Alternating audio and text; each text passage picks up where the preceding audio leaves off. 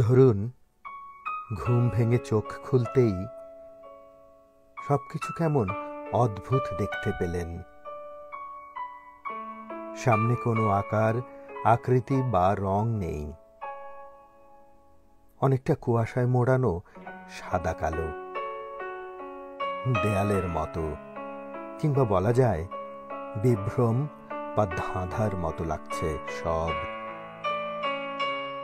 কিছুটা আলোর ঝলকের মতো দেখতে। মাঝে মধ্যে পরিচিত আরো কিছু রং ফুটে উঠছে। ধরুন আপনি প্রিয় উপন্যাসটি খুঁজছেন, সাথে সহায়ক চশমাটি, কিন্তু কিছুই খুঁজে পেলেন না। গতরাতে কফির কাপটি কোথায় রেখে ঘুমিয়েছিলেন তাও বুঝতে পারছেন না।